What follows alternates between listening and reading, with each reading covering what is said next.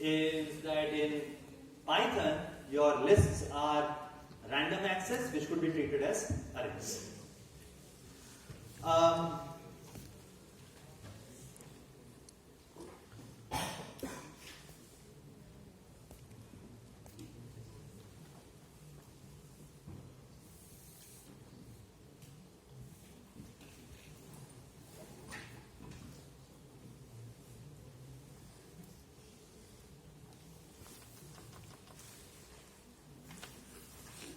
Alright, another interesting thing about Python is that you could import the functionalities or the functions written by other people, right? And there is something called as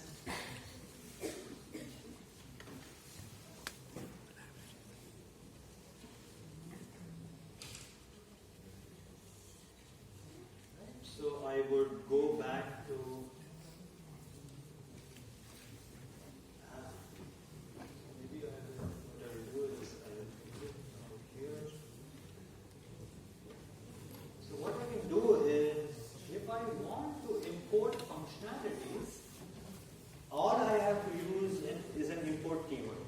so there are a lot of functionalities such as scientific computing functions, which people already wrote for you, right?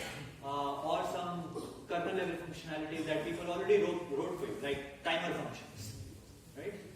Or something more complex, such as searching or sorting, right? People have already implemented very efficient sorts. Why you need to implement them again, right? So you could import such modules by writing the right thing. So, right, so if I have to say import numpy, I would say import numpy. And I can give a keyword as a structure in which it gets imported, but right now I can just say import numpy.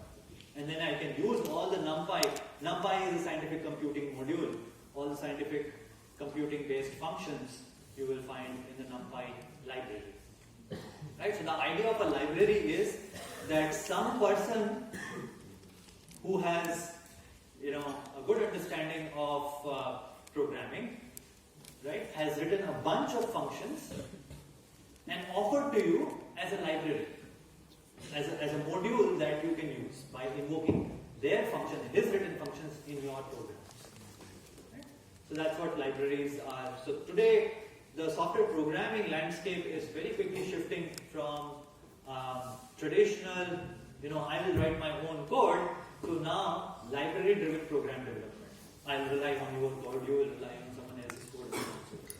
And therefore, the number of bugs that you see in modern-day software has sort of increased over time. If you go online and see, right? Because you are not writing everything from scratch by yourself. So there are a lot of problems that come at the interfaces. Okay, so that's that. An important part of imperative model of computation is not, is of course the control structures which we just saw, if then else. But in addition to this if then else, one of the most important control structures that imperative programming model or imperative programs or imperative model of computation offers you is the while loop, right? And while loop is very essential for our understanding, and what essentially it does is the following. Right? So let me write it right. LFC लेते थे ना तो C जो कम था तो while आ जाए while C.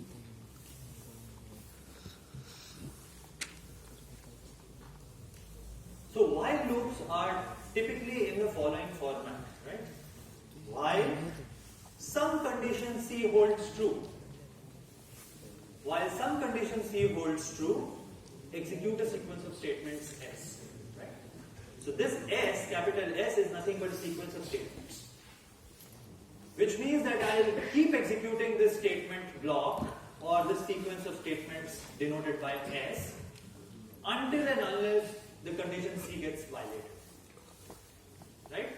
So the way here the preconditions and the postconditions are situated are in the following way. Right? So maybe I wrote this incorrectly. Maybe. So the way is, assuming that there was some condition A that was holding true here, then the moment I get inside the while loop, before I even execute C, I know that at this state, because every statement of your imperative program is a state of computation. Because each statement is a state modifier. That means the state changes from one statement to the next statement. At each statement, the state of the computation changes, right? So I can say that what would be the condition that will be true just when you enter the while loop, right? So it's like a loop which says execute these sequence of statements and go back, evaluate the condition again. If the condition is true, execute the sequence of statements, go back, check whether the condition is now true or not. If it is not true, then come out of the while loop, which says that don't execute these sequence of statements, but execute something that comes after the scope of the while loop, right? So I can define the scope of the loop like this, right? So there would be something that would be getting executed here, right? So if the condition is not true, the control of the program execution will fall directly on this statement. ये बात समझ में आती है? It's as simple as it can get. But what is not simple is how do you essentially know what you have written in the while loop is indeed correct, is achieving your objective. And the way to establish that is by resorting to the tools that you have, principle of mathematical induction and the preconditions, postconditions that I just told you, right, at the start of this lecture. So the precondition is, before getting into the loop, I know that some condition A was holding true just before the while C statements get executed. After C gets executed, I know that the condition that will hold true would be A and C. Right? And the moment you come down to this last of this sequence, to this curly bracket, when you are ready to go back to the head of the loop, you will know that this condition will hold true again, assertive.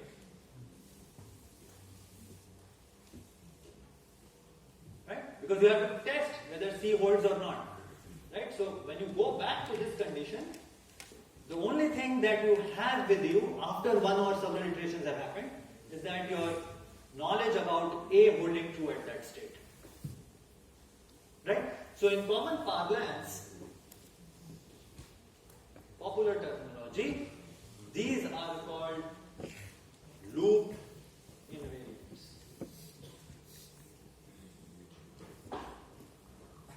Why? Because across loop iterations, at the head of each loop, these conditions hold true.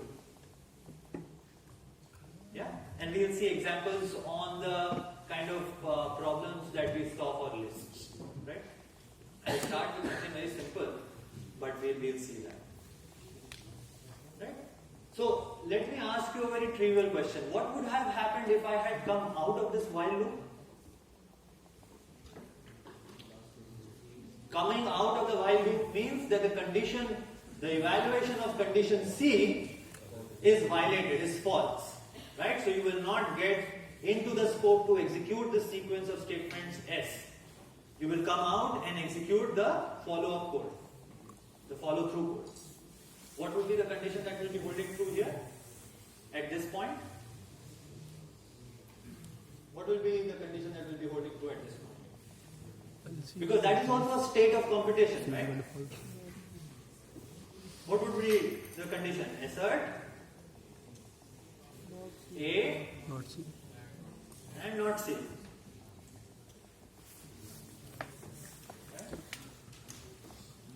Now, having learnt this, let's go back to the if-then-else structure. वो तो सबको समझ में आता है क्योंकि तुम लोग ने SML कोडिंग बहुत की है, right? पर उसी चीज को तुम ये state-based predicates पे apply करो, right? So imagine if I had the condition if C1, right, do something,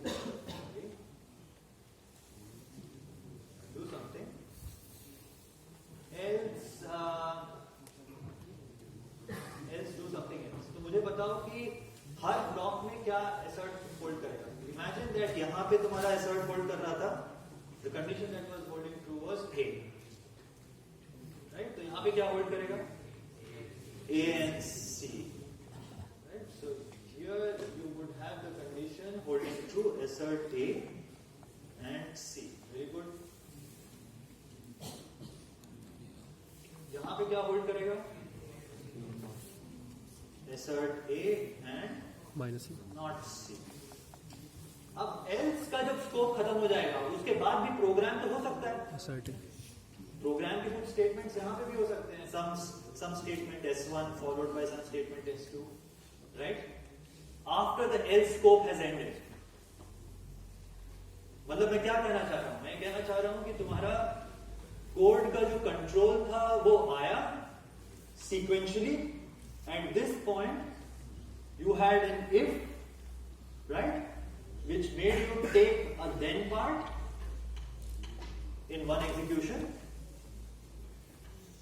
or it can make you take an else part in your execution, and eventually you come back to a common point from which point onwards you will compute sequentially again. Right, तो मैं कह रहा हूं कि यहां पे तो तुमने यहां पे इस पॉइंट पे तुम्हारी कंडीशन ए होल्ड कर रही थी. ये प्रेडिकेट चेक था सी, तो यहां पे ए एंड सी होल्ड कर रहा था. सॉरी, तुम लोगों को दिखेगा नहीं वहां पे. राइट, यहां पे A and not C hold कर रहा था. राइट, इस पाथ पर, क्योंकि ये एल्स वाला पार्ट है, ये देन वाला पार्ट है. तो यहां पे देन वाले पार्ट में तुम्हारा जो कंडीशन होल्ड कर रही थी वो थी ए एंड सी. या what is the condition that is holding true here? हाँ, अगर तुम सिर्फ ए कहोगे तो जो कंप्यूटेशन यहां पे हुआ है देन वाले पार्ट में और एल्स वाले पार्ट में, उसकी नॉलेज तुम्हारे पास है ही नहीं है. तो you cannot say just A. Try करो कि क्या और हो सकता है. How would you combine these two conditions? A simple disjunction. और so why was it that hard? At this point the conditions that would hold true is A and C, और A and not सी.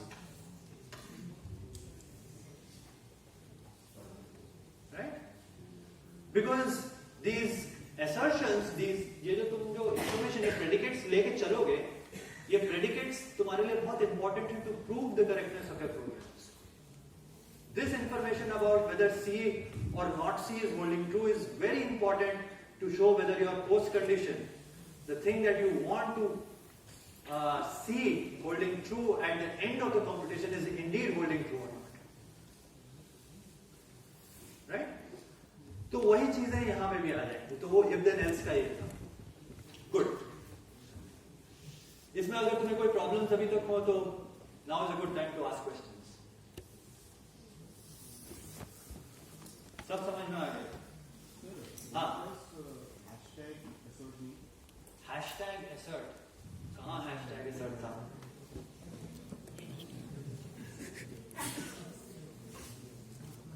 ओ ये. Oh, hashtag is a single line comment. Sorry, I did not tell you. It's also a comment, but it's a single line comment. अगर मेरे को multi line comments देना है, तो I'll put it in the triple quote block. But if I have to give you a single line comment, I'll put it in hash. But if you have any understanding related questions, I'll be happy to take them now. सब समझ में आया?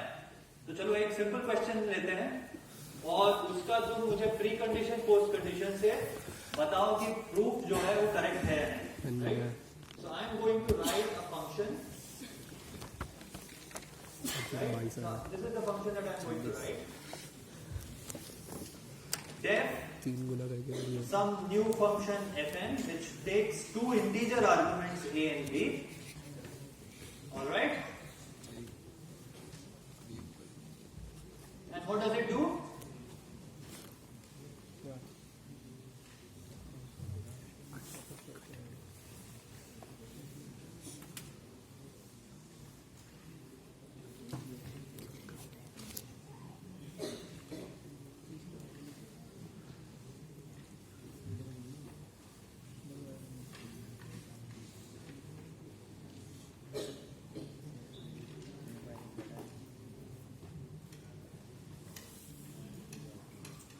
it does the following. It decrements from A value B. So this is what I'm going to write. A is equal to A plus B. Alright? And then I'm going to say B is equal to A minus B. And then A is equal to A minus B.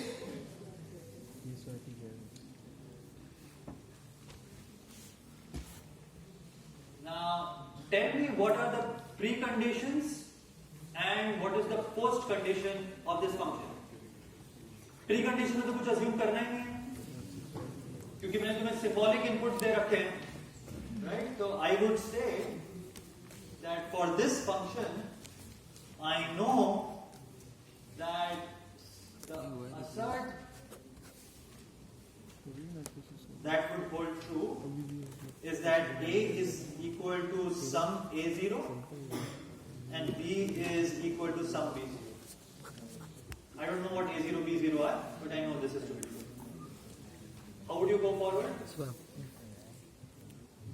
तो तुम अंदर घुसोगे function के और बोलोगे कि इस statement के execute करने के बाद what is my state of computation, what condition holds true, what predicate holds true on the state of computation after executing A is equal to A plus B. I would know that my condition would be A equal to A0 plus B0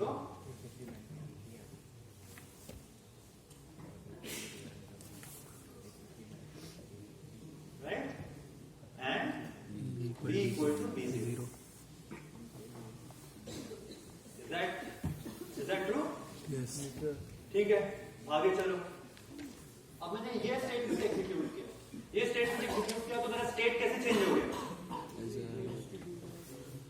State is nothing but the valuation of the local variables. तो A और B के ऊपर जो predicate है वो predicate is a condition on the state of the computation, but the state is nothing but the values of A and B at each step of computation.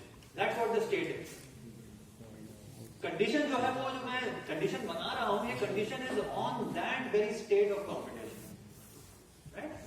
तो जब मैं यहाँ पे आऊँगा तो ये क्या सेट बोलेगा?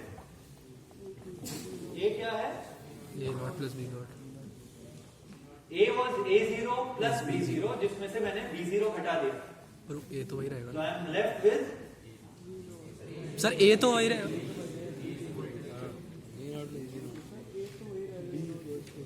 B चेंज हो जाएगा. क्या कह रहे हो? A तो वही रहेगा. A0 plus B0. हाँ, तो स्टेट B का चेंज हो रहा है. तो स्टेट बेसिकली इधर यहाँ पे रहेगा, right? A0 plus B0. Very good. And what would be your B? A0. Very good. इसके बाद क्या होगा? Finish assert. Basically, it's a comment. What's happening true? So now A is A0 plus B0 minus B, which happens to be A0. Right? So you are left with B0 and B is A0. This final assert becomes your post condition. Right? And what was your post condition? Again, a swap of A and B, given A and B to be integers.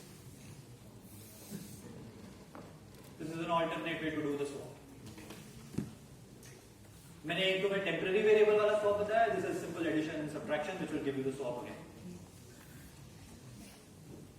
पर मैं जो चीज तुम्हें बताना चाह रहा था वो ज्यादा इंपॉर्टेंट है. How I am actually going step by step in establishing the correctness of my computation and arriving at a post condition. Right? याद है तुम लोगों को हम लोग ने एक फैक्टोरियल लेटर लिखा था. Right? What was our factorial letter?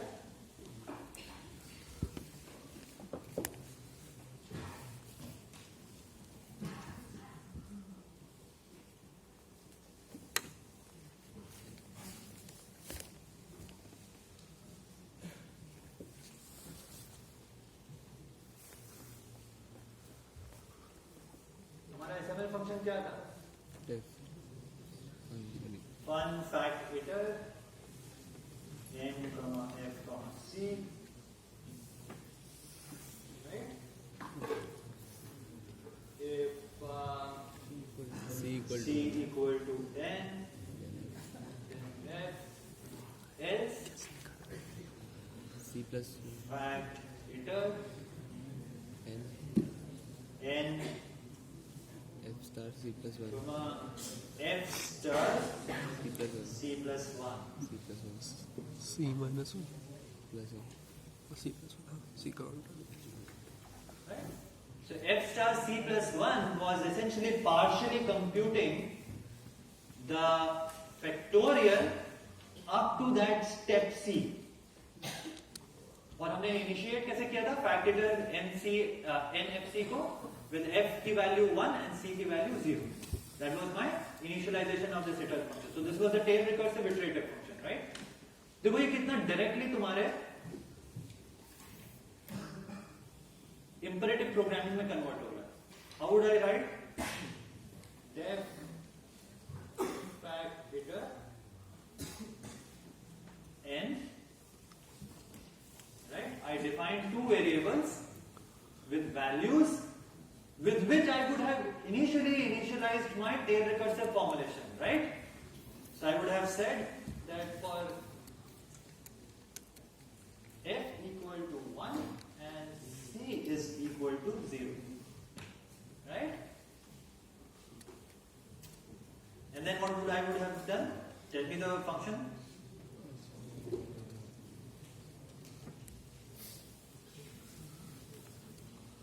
F is equal to F star C. देखो उस फंक्शन में मैं क्या करना चाह रहा था कि मेरी टर्मिनेशन कंडीशन क्या थी,